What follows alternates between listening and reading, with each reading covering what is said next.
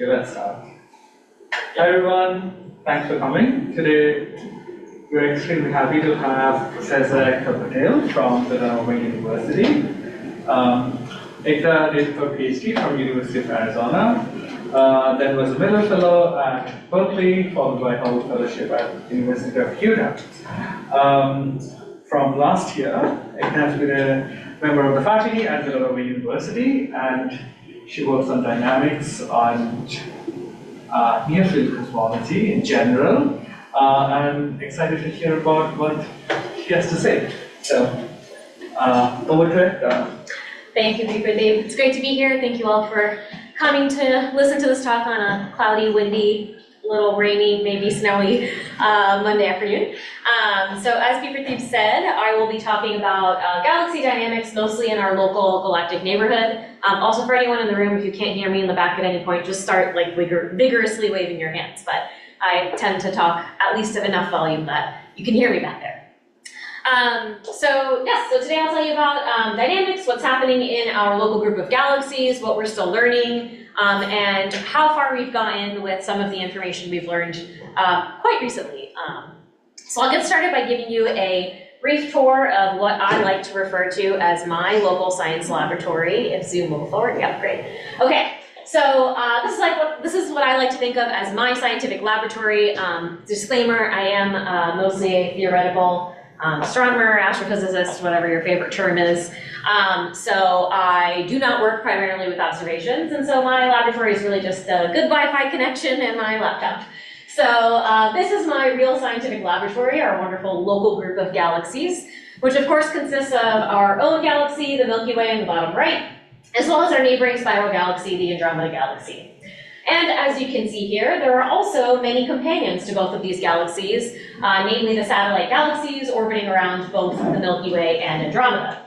And I should say that this visual is indeed based on real data, but it is not completely accurate to date, and I'll tell you why in just a couple of slides.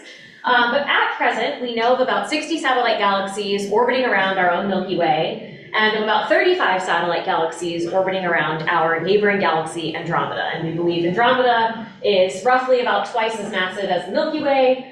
So while you would expect there to be double the number of satellites, of course, it is sitting 770 kiloparsecs away from our own galaxy. And so from our vantage point, it's a bit harder to see those very faint galaxies. The local group also has some other friends in it. So we have these isolated dwarf galaxies that essentially sit in sort of the outskirts of the local group. We don't think they're gravitationally bound to either the Milky Way or Andromeda in particular, but perhaps bound to the entire mass that we consider as the very center of the system instead. So I'm not going to spend much time today talking about these outer, more isolated dwarfs in the local group, but I have worked on them, so if you're interested in knowing more about those, or thinking about them as backsplash systems, feel free to ask me about that separately. So now that we know there are 60 satellite galaxies around the Milky Way and 35 around Andromeda, I want to emphasize that it really wasn't until the last 15 years that these populations have climbed to these numbers. So I'm going to walk you through a brief little bit of history of our discovery timeline of mostly the Milky Way satellite galaxies, and I'll make a couple of comments on the Andromeda system as well. So in this figure, you're looking at the discovery year on the x-axis, where we go back to the year 1920. And of course, the two satellites that sit down here as the brightest known satellites around the Milky Way are the Large and Small Magellanic Clouds, which have been known well before the 1920s to civilizations across the global south. But for ease, I've just gone back to 1920 in this current visualization. So the Magellanic Clouds are the bright satellites of the Milky Way with stellar masses of about 10 to the 8 to 10 to the 9 solar masses worth of stars. And as we move forward to about the year 2000, there were the discovery of what we refer to as our classical dwarf satellites. So there are about a dozen of these galaxies. They sit in the mass range of about 10 to the 5 to 10 to the 7 solar masses worth of stars. You can see some images here. And even at this range already, it's probably quite hard for even those right in the front to see that there are galaxies in these images. Thanks to a huge technological boom in the advent of digital surveys, of course, the number of dwarf galaxies that we now know of around the Milky Way has really drastically increased due to improved technology and improved algorithms. So thanks to digital surveys that have scanned the sky many, many times over, allowing us to reach to fainter magnitudes. In the early 2000s, we had the Solar Digital Sky Survey that really helped to contribute to this first boom of satellite growth in both the Milky Way and the Andromeda system. So orange here is referring to Andromeda or M31, while blue is for the Milky Way. And then you'll likely notice that for the Milky Way, at least, there's another very large increase right around the years 2014 and 2015, which is essentially when I was starting my graduate school journey. So it was quite fun to start working in this area and running over to my PhD advisor's office for a few weeks throughout the year, saying, did you see those papers about those 8 new satellite galaxies? So it's been quite an exciting place to be working as somebody who started their career just around then in the at least professional sense of it. But of course, one important thing, as I mentioned, is that with this boom comes a whole new, maybe not class, but regime or scale in the dwarf galaxy world, where we start to have these discoveries of what we now refer to as the ultra-faint dwarf galaxies. Again, there's some images here, but it's probably quite hard to see that there's really any stars in those images.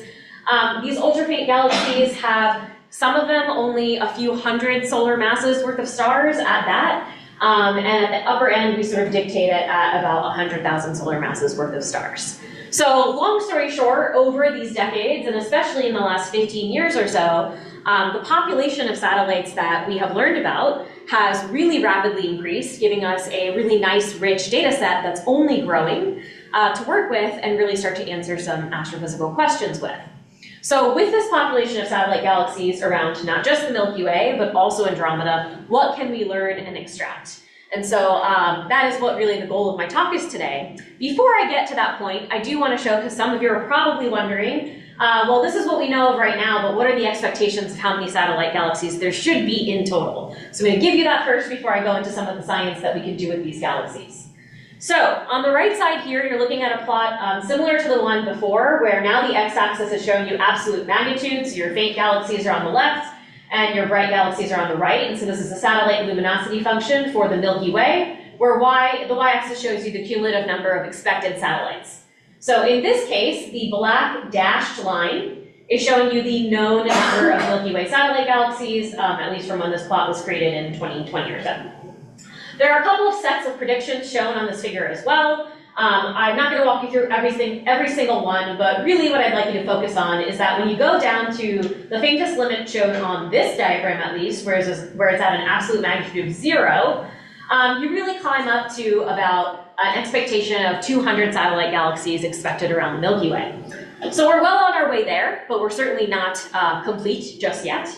And luckily for us, we have 2 really great powerful observatories that are either already taking data or will soon be doing so, if all things go well, that will help us find many of these satellite galaxies around our own Milky Way. So the Rubin Observatory is expected to observe all the satellites in the southern sky down to the absolute magnitude of 0. So we at least very much build up a lot of this population in the southern skies. And then the Roman Space Telescope, which hopefully will launch later this year, will not only continue to help probe these faint magnitudes, but it will also help us find these ultra-faint dwarfs, not just around the Milky Way, but also around the Andromeda galaxy and galaxies even at a few megaparsecs away or even up to 10 megaparsecs away. So Roman will really help us with that distance in addition to the depth to these satellite galaxies. So there's clearly a pathway forward in that we have upcoming or already existing observatories that will help us get there. The predictions for the Andromeda system are roughly similar to this. The numbers are a little bit different, and I'll show you that closer to the end of the talk when I round things out. But the pathway towards finding the rest of the Andromeda satellite galaxies is a little bit more complicated because the Rubin Observatory will not include Andromeda and M33, its neighboring massive galaxy. So there's a little bit of work to be done in terms of setting the pathway forward there. Myself and some colleagues in this room are working hard on some Roman proposals that are due tomorrow that may help us a little bit in that regime, but there's still some work to be done. Okay, So now hopefully I've called some of your answers with how many satellites we expect there to be around the Milky Way. But regardless, even working with the population of satellite galaxies that we know and that we might soon know about, there are many different astrophysical questions we can ask with this rich population of satellite galaxies. So let me give you a few ideas of the things that, again, some folks in this room and myself like to think about as it pertains to satellite galaxies and substructures around the Milky Way and our neighboring Andromeda galaxy. So one of the first ones I'll start with, these are not by any means in an order of preference or importance, but halo substructures like satellite galaxies, of course, trace out the mass profile and the shape of the galaxies that they are orbiting within. Right, so we don't really understand completely what is the actual dark matter halo shape of not only the Milky Way, but other galaxies in the universe. We have for a very long time, and even in some of the results I'll show you today, modeled them as very nice spheres. But of course, they could be many other shapes. They could be some of the shapes shown here. They could be something entirely irregular. And I will come back to that later on in this talk. So they help us understand a little bit more about the dark matter distribution in our galactic neighborhood. Related to dark matter as well is that the population of satellite galaxies themselves teach us a little bit about the nature of the dark matter particle. So here I'm showing a couple of examples from literature of what you expect in a cold dark matter simulation around the Milky Way-like galaxy. So this is showing you density in dark matter only. So you can see that there are many subhalos here. Many of those subhalos will host a galaxy in them, a satellite galaxy in them.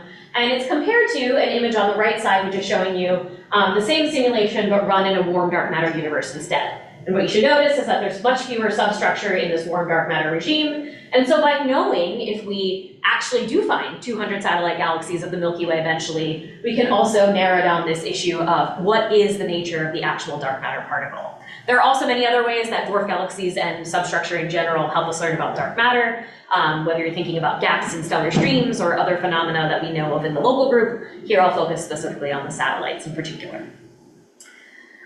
The satellite galaxies are also, of course, very helpful in learning about the assembly of the host galaxies that they're orbiting around.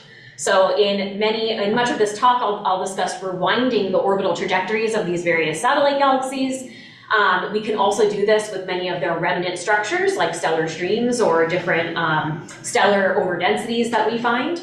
And by doing so, we learn about the hierarchical growth of galaxies like the Milky Way or the Andromeda galaxy by studying their mergers and merger remnants. Satellite galaxies are amongst the faintest and oldest satellites, or galaxies in general, in the universe. So they help us understand constraints like, what is the smallest halo in which stars can actually form? Okay, so they're astrophysical and cosmological probes in that sense. They help us learn much more about the galaxy halo connection, especially at the smallest scales.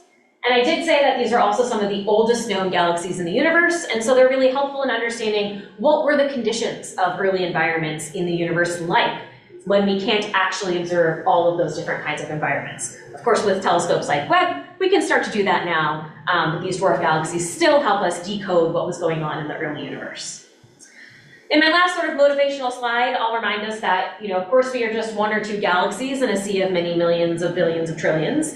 And so we want to learn how typical our home galaxy and home galaxy system is in the larger cosmological context. So where does the Milky Way and Andromeda fall into this broader framework of dark matter and galaxy evolution as we know it? And how can we really use these local laboratories to test against the models that we're building and the theories that we have associated with those models?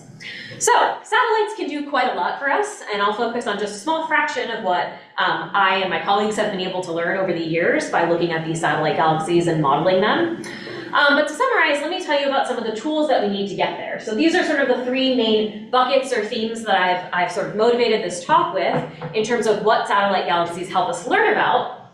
And if you think about these three different topics, constraints on dark matter, galaxy evolution, all the way from the lowest mass galaxies that exist in the universe, all the way up to a Milky Way mass scale, and then placing our local group in a broader cosmological context, one very key and useful piece of information that can actually start to address all three of these areas, either independently or all together, is knowing where these galaxies were at various epochs in their lifetime. So if we can actually trace out the orbits of these different satellite galaxies over their lifetimes and figure out where they were at different phases in their evolution, that can start to help us address some of these different areas in near-field cosmology. That being said, there are a couple of, or a handful I should say, of tools that we need to actually arrive at being able to derive these orbital histories and then use them to answer some of these science questions. So this is sort of the regime in which I work, or that people who I work with. So I've given you sort of the first checkpoint here, which is that I've given you the census of the satellite galaxy population, and at least again in Milky Way sense, a pathway for how we plan to move forward in finding the remainder of the satellite galaxies around us. And again, in Andromeda, it's an ongoing work in progress, but certainly one that I think we will be able to tackle in the next decade or so. The second and third bullet points are really what I will focus on in today's talk. So in the second bullet point, I am referring to 60 phase space information. By this, I mean a 3D position and a 3D velocity for any of your favorite satellite galaxies that we know of in the Milky Way. And I'll discuss exactly what observational measurements are needed to actually derive that 60 phase space information. And then point 3 is where I'll spend a lot of the time on this talk, and that will be the various sets of models and simulations that we currently have available to us that really help us start to understand how satellite galaxies can answer questions in these 3 larger areas. So today I'll focus specifically on models that are sitting in the semi-analytic and the idealized n-body regime. I'm not going to talk about cosmological simulations today, though I have worked with them. So if you're interested in either that or parameters that will be key to these models, like the masses of the Milky Way or Andromeda in detail, I will not talk about those. You can ask me about them later. I'd be happy to discuss them with you. But I'll focus more on things like dark matter halo shapes, models, and the 60 phase space information. Okay? So to get started with the 60 phase space information, I want to walk you through all of the measurements that we need to actually get there, because it's not just one piece of observational data, but a few pieces of observational data combined together. So if we are an observer looking out at a star or a set of stars in a satellite galaxy, we of course have many different ways to get the distances to these galaxies. Pick your favorite method. That's something I think we all believe is fairly simple to get for the most part, at least compared to some of the other measurements that are needed here. You may also be able to measure the line of sight velocity by taking a spectrum using your Doppler shift, and therefore you have, by these 2 pieces of information, at least a one-dimensional sense of how far away that object is, and a one-dimensional sense of how that galaxy or set of stars are moving either towards or away from you. Okay, so we've got a 1D setup as is. Now, if you're able to wait some amount of time and take another set of images of those same exact stars over a period of time, you can then measure the proper motion. So if you've talked to Kevin, you've probably heard about proper motions. But if you have two epochs of imaging, and you can take the difference of them, and you've waited the right amount of time, or at least the right amount of time, you can measure the angular motion across the sky of that set of stars. And when you combine these pieces of information together, so now you have 1 dimension in distance, 1 dimension in velocity, 2 dimensions in velocity, that is how you can get to your full 6-dimensional phase space information. So 3D position, 3D velocity. Now for satellite galaxies in the local group, we've primarily obtained that information in 3 different ways with 3 different observatories. Much of that information pre-Gaia came from the Hubble Space Telescope and is still coming from data taken with the Hubble Space Telescope. We have been very lucky that Gaia has nicely and very uniformly measured or helped us measure proper motions for pretty much all of the known satellites in the Milky Way system, and even that of the Andromeda galaxy and its companion M33. And in certain cases, like in the case of M33, where it's actually a star-forming galaxy with bright H2 regions, we've even been able to use long baseline interferometry to get the proper motions very precisely for at least 1 galaxy, well 2, I see 10 as well, in the local group. So we're at a lucky place now where we have a lot of the 60 phase space information to work with, and we can actually start to really uncover a lot of interesting science. Are there any questions before I continue about this methodology or what I mean by these pieces of information? Okay, you'll hear me refer to 60 phase space a lot, so I want to make sure that's clear. Okay, I'm going to show you a movie next, which is one of my favorite learning tools for understanding proper motions. So I'm going to demonstrate to you with this video the measurement of the Andromeda galaxy's proper motion. What you'll notice is that we're going to, this is all from the Hubble Space Telescope. So this is a field of Hubble Space Telescope data in the Andromeda galaxy. What you'll notice as I start to play this movie is that we will zoom into this blue box of stars. you'll start to see some points that will be the stars in Andromeda. They'll be the brightest white ones. And you'll start to see them drift across the screen of the sky. What I would like for you to pay attention to is there's going to be a clock in the bottom right. And pay close attention to what that clock looks like as you watch the drifting of these stars across the sky. So let's take a look. We're zooming in. So all those brightest white points are Andromeda stars relative to background galaxies and other stars. So all of those things in the distant universe essentially look stationary, so we use them as our reference frame. And we started in the year 2012, and we've counted up to well over the year 26,000. So this is a demonstration of how powerful it is, not only that we can, one, take these measurements and actually detect them in the data, because they're, as you might imagine, incredibly small motions, that we are now able to do this not just for the Andromeda galaxy, but for dwarf galaxies where there are orders of magnitude fewer stars. But also that we can trust that this is a good measurement that we can really trust to do real three-dimensional science with, and we don't have to live in this 1D world.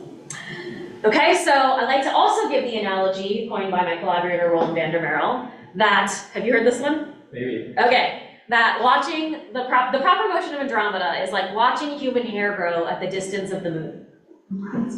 That's, you've heard it? No, I heard it, but I didn't know it's from Roland. I'm pretty sure it's Roland. I think I've seen his calculation. I can double check with him.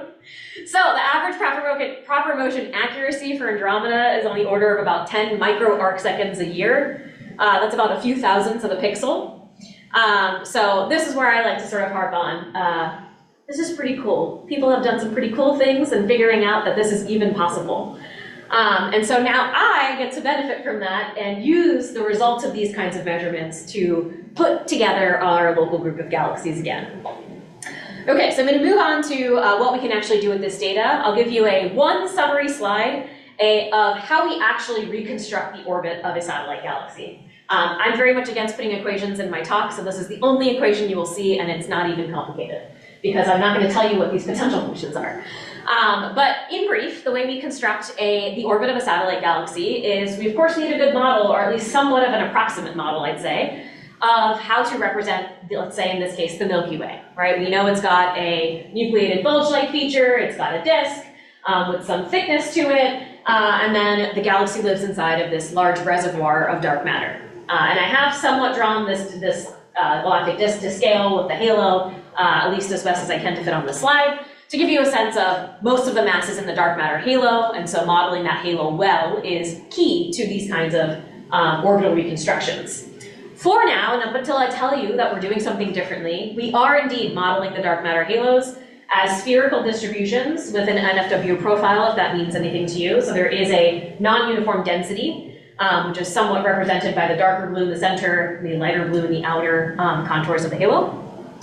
So we have a way to represent the bulge, the disk, the halo. We actually take into account that this mass is spread out over a volume in a specific shape. We also have to account for the fact that as satellites, or if you're like Labrador clusters and satellite galaxies better, any of those substructures, they're moving through the dark matter halo of their host galaxy, meaning that they're also going to experience a drag force as they move through that medium, just like we think of drag forces on the Earth. So we call this dynamical friction, and it is important to account for, especially when we're thinking about massive satellite galaxies. Massive satellites, in my terms, are galaxies that are about 10% of the mass of their host galaxy. And I'll give you an example in just a second that you might already know. But this dynamical friction formula is very much proportional to the satellite's mass. So the more massive your satellite, the larger drag force it'll experience. That probably follows intuitively from the physics that you know. So here are the basics of how we model the galaxy potentials that we are working with. And then we numerically integrate, usually in a leapfrog integration scheme, these orbits backwards over time. So let's look at one example, and I'll start with a massive satellite galaxy. In this case, I'll work with the Large Magellanic Cloud, which I'll call the LMC from here on. So the LMC, as a reminder again, is the largest satellite galaxy of the Milky Way and one of the closest. I've given you its stellar mass and halo mass up top here, which means that we think the LMC is somewhere between 10 and 25% the mass of the Milky Way itself. So it's not just, even though it's a dwarf galaxy and it's just on the edge of the big end of dwarf galaxies, It is massive in the context of all of the other dwarf galaxies, and still non-negligible in a dynamical sense, and I'll show you how, because it is a essentially 1 to 10 mass ratio with its host galaxy. So we know the 60 phase space information of the LMC, thanks to measurements with the Hubble Space Telescope. So we know its position and we know its 3D velocity quite well. And so in this kind of galaxy potential, we can calculate backwards and figure out what is the orbital trajectory of the LMC. And that's what I'm showing you on the right side. I'm going to show a few different figures like this one on the right side, so to explain it carefully. So on the bottom axis, you're seeing look-back time in giga-year units, so billions of years. So that means 0 is a redshift of 0, or today. And on the y-axis, in this particular one, it says relative distance for the LMC's orbit. It's the LMC's orbit around the Milky Way. In general, I will tell you which distance we're looking at, whether it's relative to the Milky Way or eventually later in the talk M31. And so if you go back about 6 billion years, which is typically the time frame over which we like to somewhat trust these kinds of numerical approximations, that's about a redshift of 0.65. So for any of you high redshifters, this is not for you. But this is all the cool stuff we can do nearby that you can't do far away. So we think the LMC, based on these measurements and these kinds of orbital models, is on its first infall into the Milky Way's halo, meaning it came from very far away from the Milky Way, and just very, very, very recently, about 50 million years ago, went through a pericentric passage and is essentially kind of still sitting there. That's what it says. Great.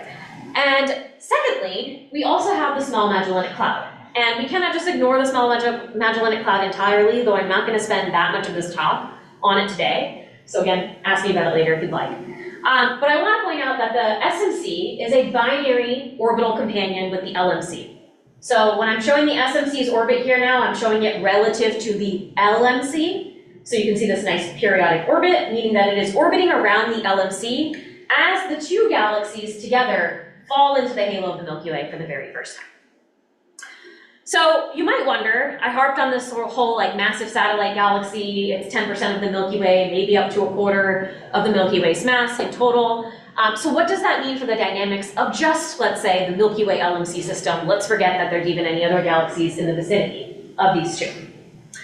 And what we find is that if you assume the same kind of galaxy potential that I've already shown you, and the LMC starts out here, this is meant to represent the halo of the Milky Way, its disk and bulge in the center.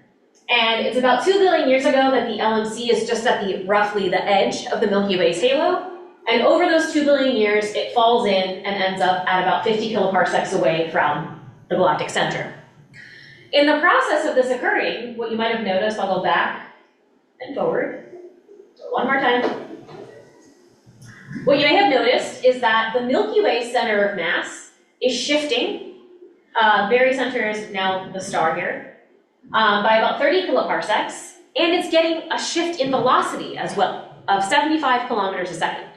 So the LMC, being 10% of the mass of the Milky Way, or even a little bit more, is inducing a center of mass shift in the position and velocity of the Milky Way that's not negligible. We're not talking about a few kilometers a second or a few kiloparsecs, right? We're talking about sizes that are much bigger than the sizes of these dwarf galaxies themselves. So the orbital barycenter is also moving a significant amount, about 14 kiloparsecs in this particular model with the fixed Milky Way and LMC mass. So in short, this reaction of the Milky Way to the LMC passing by it and going through this very interesting first infall orbit with a very recent pericenter is a dynamical phenomenon that we can't just ignore in our models. We cannot pretend that we can stick the Milky Way at the center of our grid and keep it fixed there as we try to put together the rest of the galaxy halo, including all of the other satellite galaxies, right? So this is not something that's been known for very long. The original results for this were presented by Facundo Gomez back in 2015. So really just 10 years since we've really started to take this into account in the models that we're building. Question? Quick clarifying question. Yes. In all of these models, Yes. are you, whenever you quote a number, are you quoting like the center of mass of the LMC's motion? Because this, since this is a massive extended object, Yes. it's not like uniform and all this is a three-dimensional aspect of it. Yes, exactly. Very good question. So the question is, for anyone who didn't hear it, is when we're doing these kind of models, are we just following the center of mass motion of the galaxies? For these types of models, yes, we are following just the center of mass motion, but keep in mind that we are still accounting for the fact that mass is distributed. So they're not point masses. So the center of mass is, of course, at the center of those mass distributions. And so, for example, I've drawn this 50 kiloparsec ring, not only to show you where the LMC is today, but I've also told you what the mass of the Milky Way is within that 50 kiloparsec volume, to show you that the mass that's within the Milky Way at the distance of the LMC today is pretty much the mass of the LMC itself, right? Because there's a changing mass profile as we move outwards again. But the potential distributions themselves are static. Yes, up until now, the potential distributions themselves are static. However, they are not actually in reality, right? Great questions. Okay, so we know these dark matter halos are not actually rigid in time, and so while it's fine to do an approximation and at least get a first sense of how objects are moving and where they are relative to each other, it's not fair with the modern machinery that we now have to completely model them as just spherical distributions following an NFW profile. And so this is where work from my very dear collaborator, Nico Camargo, comes in. So Nico has been running, or has run a few years ago, simulations of the Milky Way LMC system at 100 million particle resolution. And what this image, or this video actually, is showing you is that exact simulation where you're looking at the density contours in dark matter of only the Milky Way particles. So when this simulation is run, the LMC is included as a gravitational potential with a lot of mass associated to it. But here, for illustration purpose, I'm only showing you the Milky Way's density contours, to show you exactly how, as the LMC is falling in on that orbital path, everything starts nicely spherical, you start seeing the center of mass moving towards the LMC, and you start to see these asymmetry features being introduced. And by the end of the simulation, over that about 2.2 billion years, we are very much in a non-spherical state as the LMC impacts the Milky Way. So yes, exactly as Kevin said, these potentials are not fairly static in time, so we need to start accounting for the fact that there is distortion here as these two massive bodies are interacting with each other. What is happening in this process is that the Milky Way is being put into a state of disequilibrium as the LMC comes in and distorts the Milky Way's halo, causes its center of mass to shift and get a velocity kick, and essentially entirely distort the halo from small tens of kiloparsec scales all the way out to the hundreds of kiloparsec scales. So what this volume rendering is showing you on the right is still just the Milky Way halo particles from that same simulation at the final state after 2.2 billion years. It's just a different kind of rendering where you can now see the overdensities are in relative to where they started. So it all starts as a spherical halo, so anywhere where you see the darker blue colors, you have an overdensity relative to the initial phase, and anywhere where there's white is where there's essentially an underdensity or mass has moved to somewhere else, right? So you see this very oblong shape. Sometimes we call it the brain or the earlobe plot, depending on what you see. It's kind of an optical illusion. But again, this is the LMC's path, the central disk of the Milky Way, and you see all of this distortion in, again, just the Milky Way's halo. I've not shown you what happens to the particles related to the LMC yet. So you see this very large collective response, which is ahead of the LMC's path. Right, this is the position of the LMC today. You see this transient dynamical friction wake forming behind the path of the LMC. You see all of these asymmetric features being introduced as you move outwards in the halo to hundreds of kiloparsecs. And then of course you see there's regions where much of the matter is being redistributed to other areas, and so there's an underdensity there. Okay, now let me show you what happens to the LMC.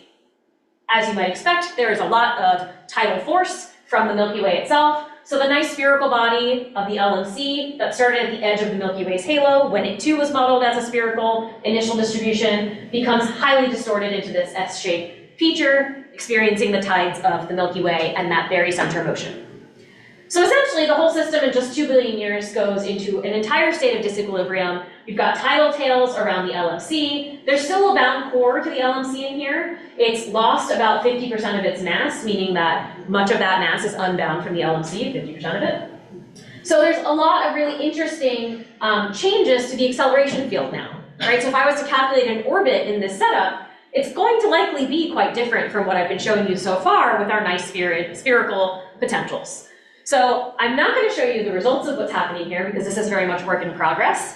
But we are currently working on a Python package called Cranes, where you will be able to take any halo substructure, that is your favorite halo substructure, that has 60 phase space information, and be able to integrate it on top of this setup. So you will be able to account for the fact that matter has been redistributed around the LMC and around the Milky Way, and you can assess what are the individual effects of all of these different responses we see pop up as this evolution and interaction occurs. Okay, so stay tuned for that. But the big result right now that I want you to carry forward for the rest of this talk is that these halos are certainly not spherical, so we should move towards a pathway of modeling them as such. Yes? Are you saying that this package will do also the time evolution, or is it taking the final, what's taking the... It's going to do the time evolution. So it won't just be the frozen T of final 0. today? Yes, Okay. exactly. It will start at 2 billion years ago, both spherical and continuously evolve. So the mass will be lost from the LMC, all the distortions will be introduced over time. Cool. Yeah. And that's all because of basis field expansion. So it's a fancy way to characterize all the particles from the n-body simulations, so you can computationally save all of the time that you would need if you were to run a new n-body simulation where you have the Milky Way, the LMC, and let's say one other satellite galaxy of interest. Instead, we can do this very quickly and efficiently on a laptop without any high-performance computing, so you don't need to rerun an n-body simulation, and that's one of the benefits here, and why you'll be able to run it yourself. Okay, I'm going to move on to a couple of other results that are building up this picture towards the Andromeda system. So what we've also learned in the recent past is that as many of these new satellite galaxies have been discovered around the Milky Way, many of them are in the region around the Magellanic Clouds, partially by survey design. And so as these started to pop up on the sky, what motivated that footprint initially was to try to understand, are any of these satellite galaxies dynamically associated to the large and small Magellanic Cloud?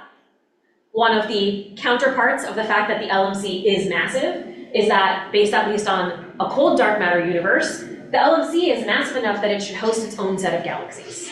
Okay, so its own set of satellite galaxies, so we're moving into this regime of satellites around satellites. Okay, so we were actually able to rigorously test this. I'm going to move back to the regime where we're still just using the rigid models. So none of the fancy distortions introduced yet. That will be a to-come result.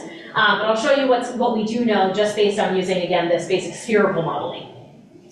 So when we looked into which of these satellites, the new ones especially, are associated to the clouds, in the same kind of setup where we're now jointly modeling the fact that there is a Milky Way, there is an LMC, there is an SMC that is, for reference sake, 10% of the mass of the LMC, so we've got a couple of ladders of 1 to 10 mass ratios here between the Milky Way LMC, SMC, and then whatever your fourth favorite satellite galaxy of interest is of all of the 50 some odd that we have the 60 phase space information for.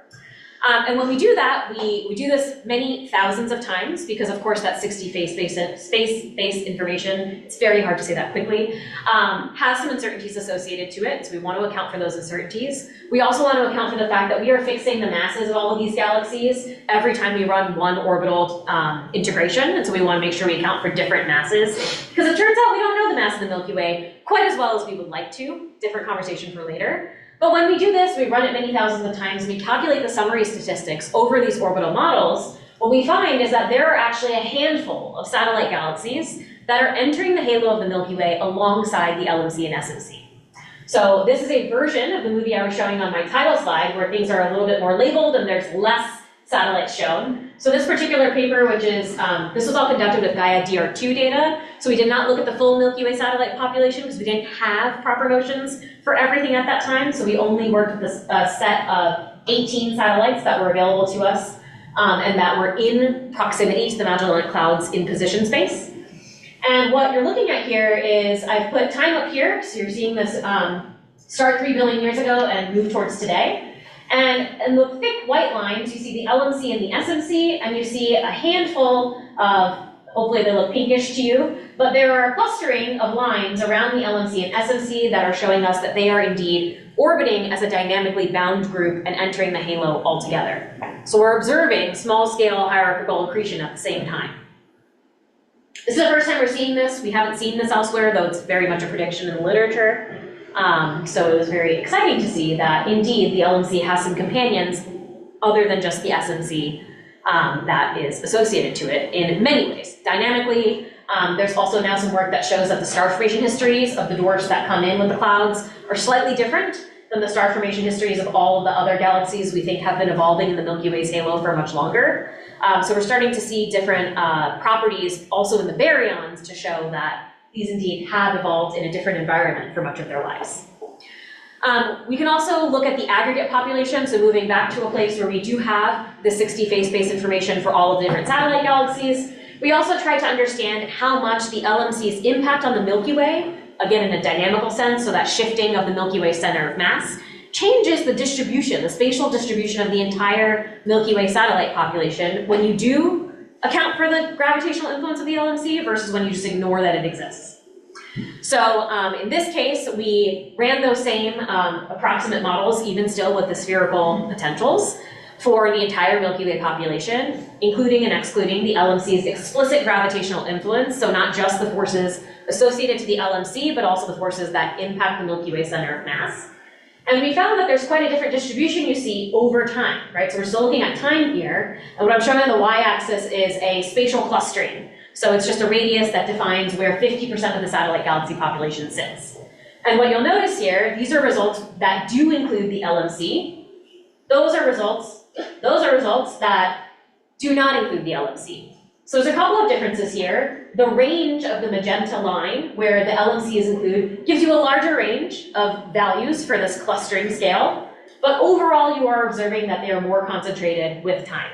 So you can't just ignore the presence of the LMC and its satellites, even though they are telling a little bit of a story on their own as a group that's been dynamically evolving together. They are also still affecting the present day distribution of satellite galaxies that are not dynamically associated around the Milky Way halo, okay?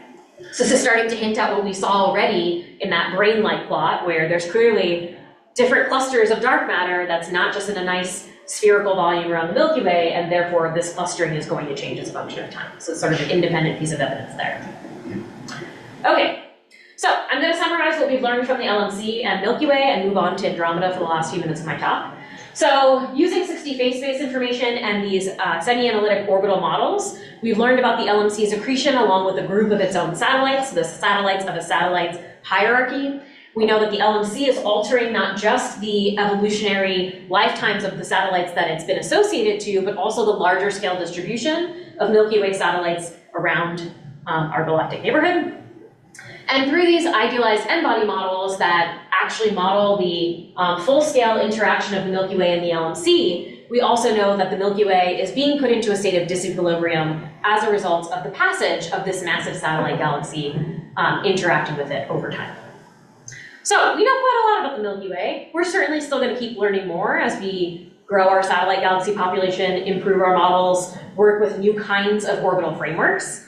But let's see what the status is in the Andromeda system. For a long time, the Milky Way and Andromeda have been thought of as twin galaxies, and in some ways you could say they still are. You see lots of the similar structures if you just look at the snapshot of them today. Many satellite galaxies, many stellar streams. They're not shown here, but there's many globular clusters, they're both spirals, etc., etc. But at least in terms of accretion history, we do know there's a big difference in that the Milky Way's last major merger was about 10 billion years ago.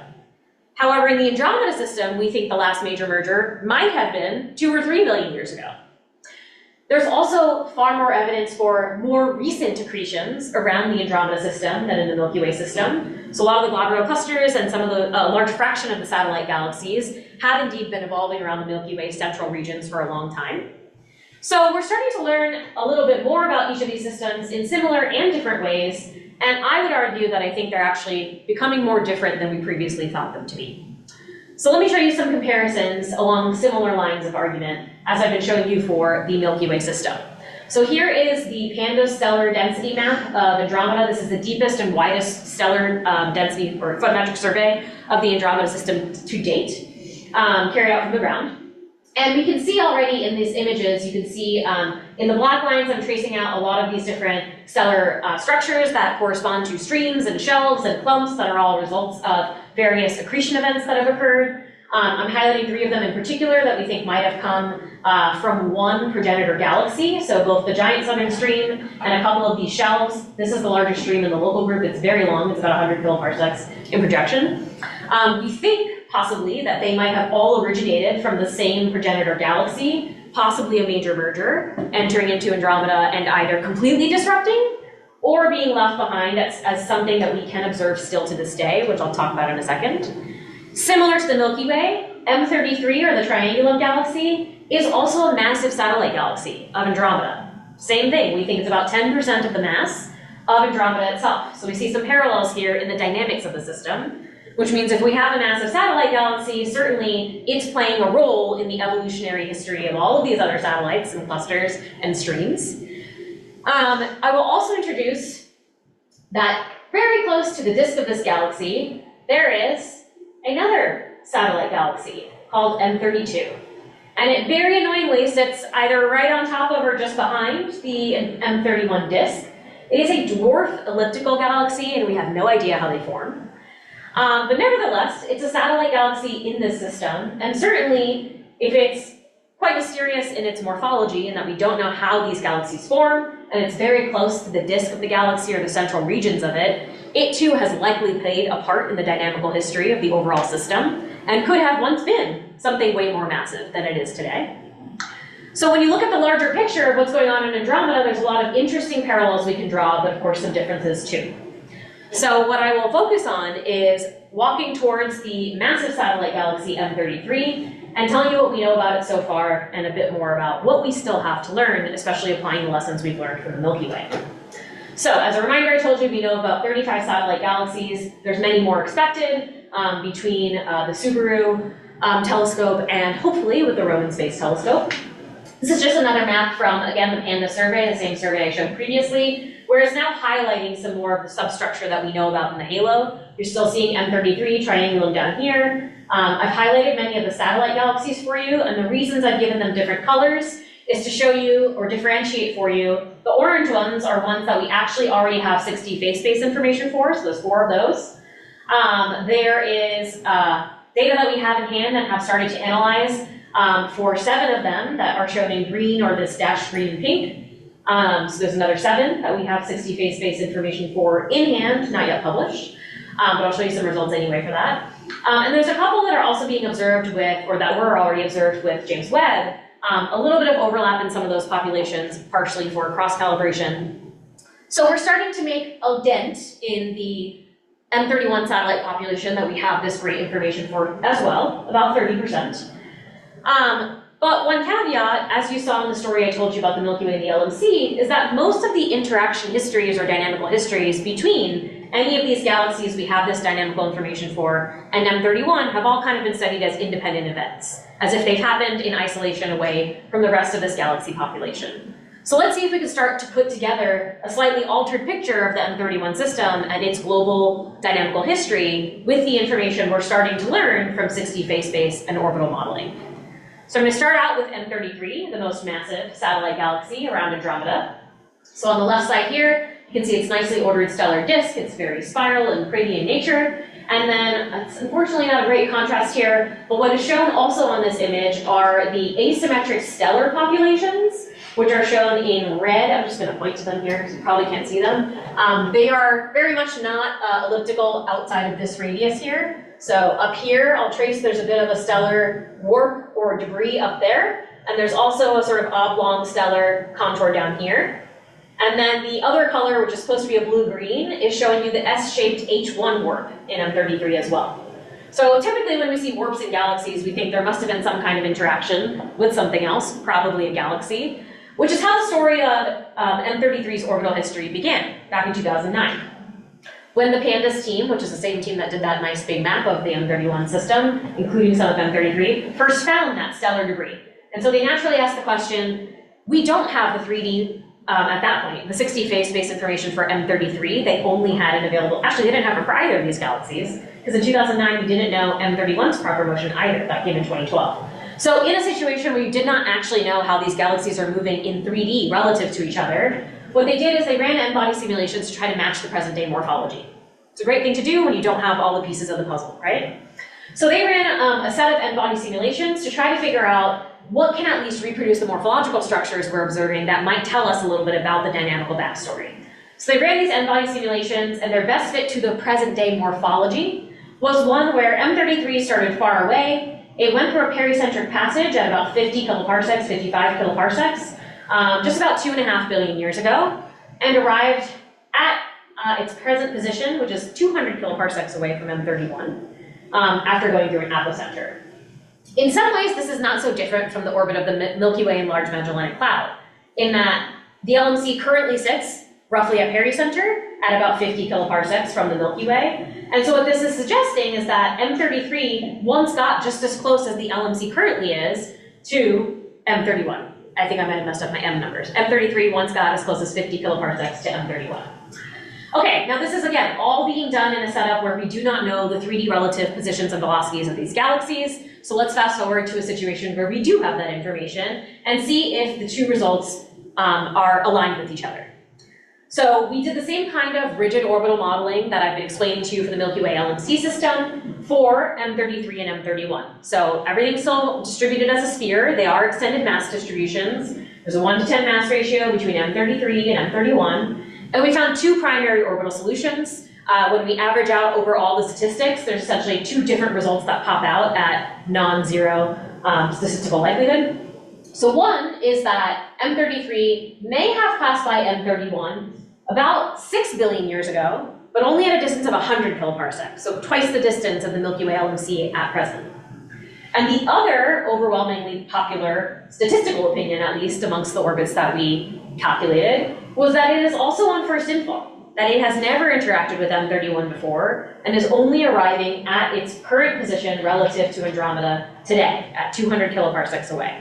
So essentially insinuating that it has evolved entirely in an independent environment on its own or with other galaxies and only recently started to be involved with Andromeda.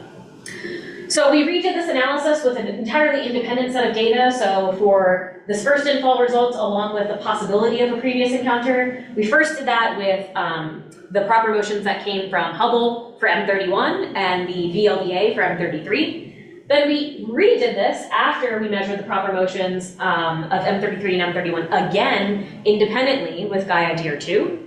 And it turned out that that first infall case became even more popular. When we use the Gaia data, this other orbit where it interacts with M31 in the past becomes very statistically unlikely.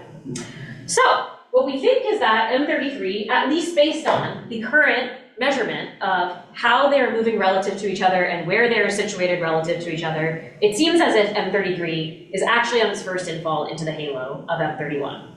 So now starting to be a little bit of a weirdly too similar story to the Milky Way LMC system. But let's look at what that means for the impact on M31, and you may be guessing the answer based on what I've already told you. M33, at 10% the mass of M31, is going to shift the center of mass. So on the left, I'm showing you yet another iteration of that same n-body simulation of the Milky Way LMC, where you can really see the shifting of the Milky Way center of mass. It starts at that black point and very much moves over to the right, where you see that red density moving over and shifting as a result of the LMC's passage. And in a similar setup, at least from these semi-analytics calculations, we can see how much the center of mass of M31 shifts as a result of this massive satellite companion.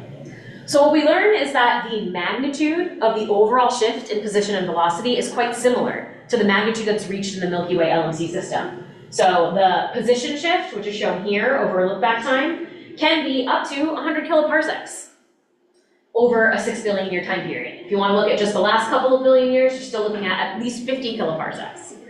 And in velocity space, we have at least, again, in the last 2 billion years, maybe a 20 kilometer a second offset, or if you look over a longer timeline, 40 kilometer a second offset. And we've made some predictions of how we might be able to detect this in the stellar halo of Andromeda, and so hopefully we'll have some more observational confirmation of that soon. But again, long story short, we think that M33 is certainly impacting the center of mass of my computer is forwarding and the screen is not. Maybe it's mad with how long I'm talking. Okay, so M31, here we go. So M31 responds to the passage of M33, and we have to continue to account for this in our dynamical models. Okay?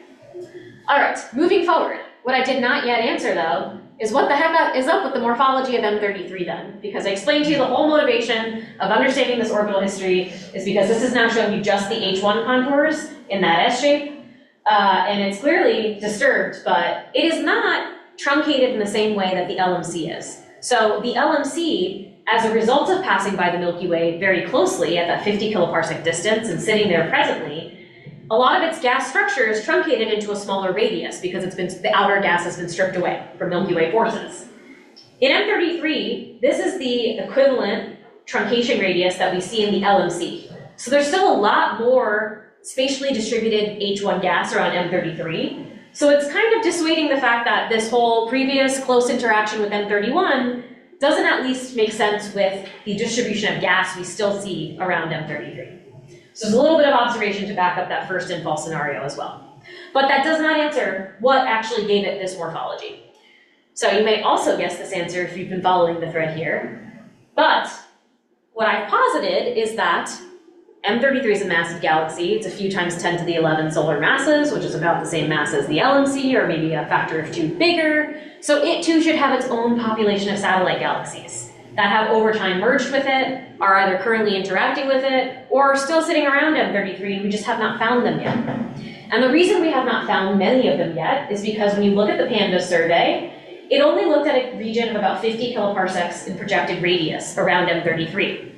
And the real volume, I don't think I've drawn it on here now, the real volume of the entire halo of M33 is more like this. It overlaps quite significantly with M31. So all of this area out here has not yet been searched for satellite galaxies. What has been searched inside of the PANDAS survey led to the discovery of one possible candidate satellite galaxy. It's called Andromeda 22. So it sits in projection very close to M33. We are on our way to, but do not currently have 60 phase space for it. So we cannot confirm it is an M33 satellite as opposed to an M31 satellite yet, but hopefully very soon.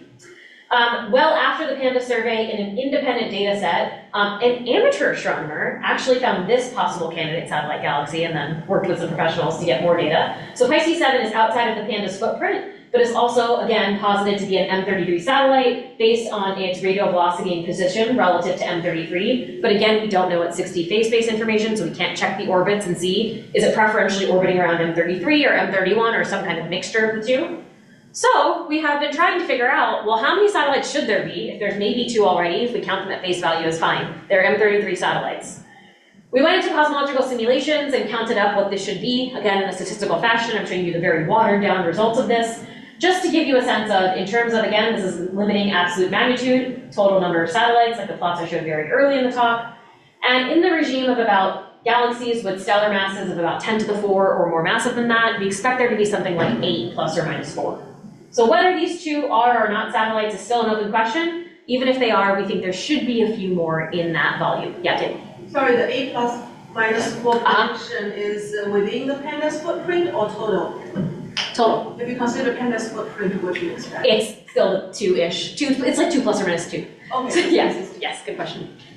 Okay, so there might still be some more satellites there if we are able to observe the region around M33. So, as you might guess, we are trying to do that. So we are using a quite unusual technique to try to go about doing this, which is that we are using the Dragonfly telephoto array, which is pictured here. It's currently going through a major revamp, but at least in its first iteration, it's essentially a combination of DSLR cameras put together and gives you an ability to look at the low surface brightness universe in a lot of detail. And M33 was sort of a case where Dragonfly had not really been used in terms of a distance scale. They have looked at galaxies at a few megaparsecs away, and so this is sort of a test both for the capabilities of the system and also to actually get to our goal of finding these satellite galaxies.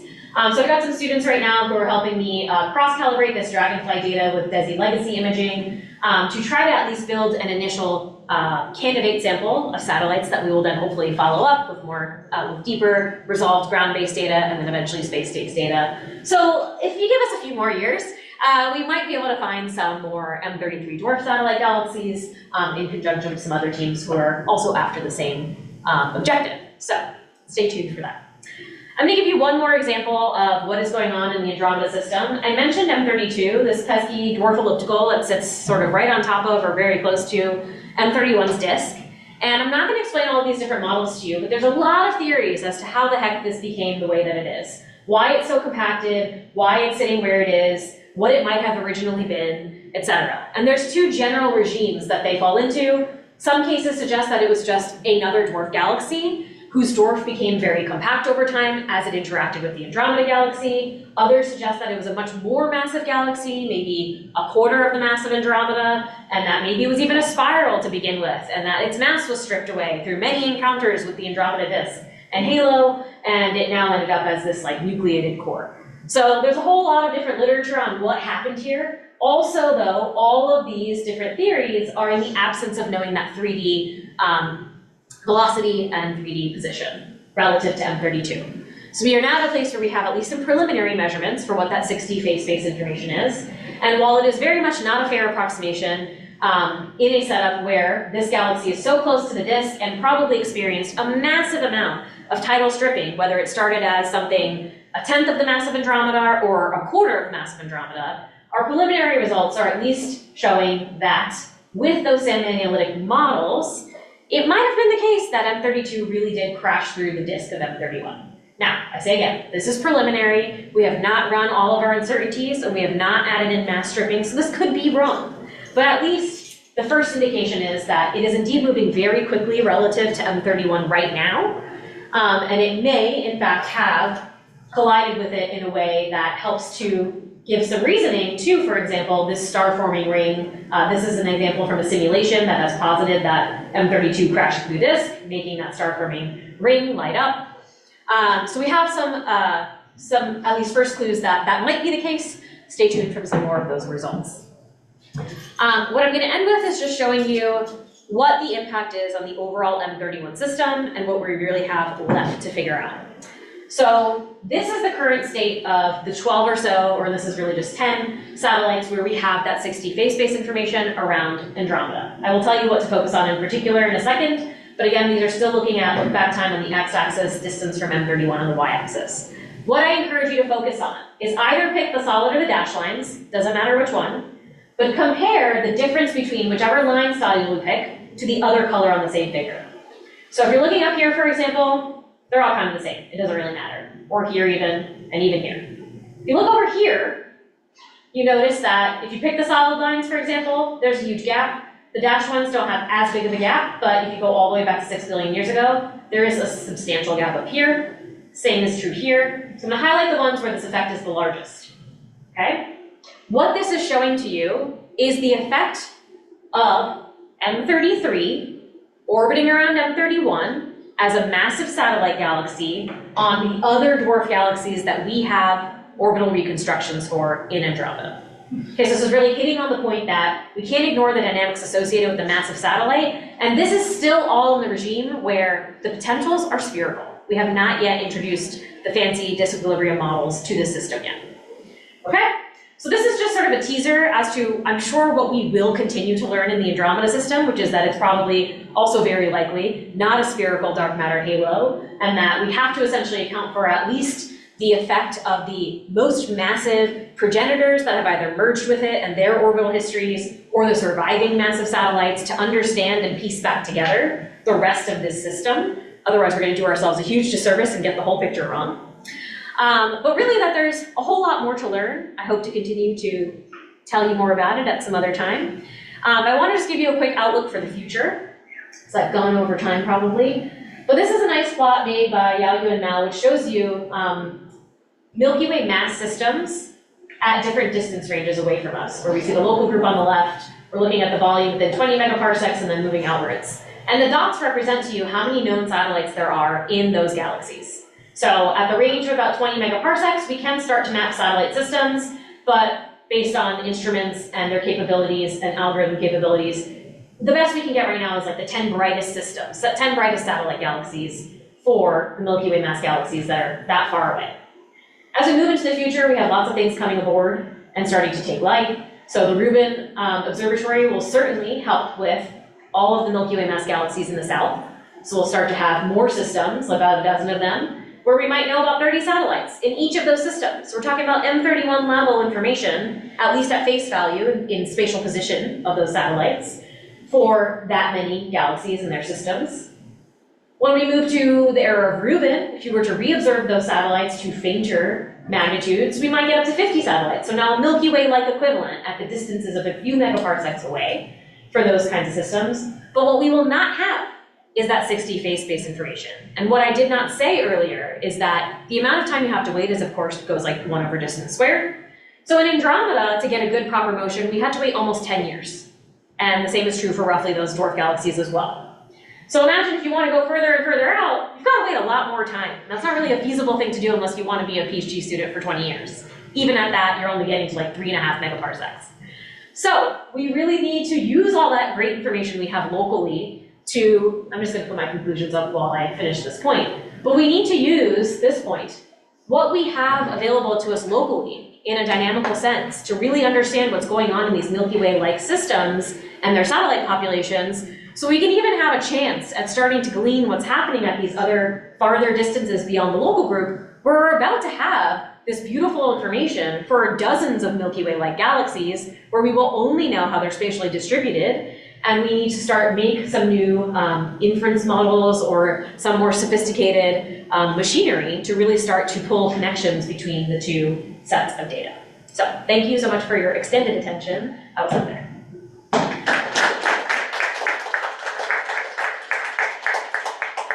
We had some questions during the talk. However, you all are welcome to ask Ekta more questions while having pastries upstairs. So let's use the next half an hour, meet up in the lounge and have some snacks and carry over questions over there. Just thanks Ekta again for the wonderful talk. See you in the lounge with some questions and pastries now. Will I sign off of this? You can drop off, yes. Hello. Very nice talk. Thank you. I have two main questions. Okay. First question is you mentioned idealized and body simulations. Can you explain a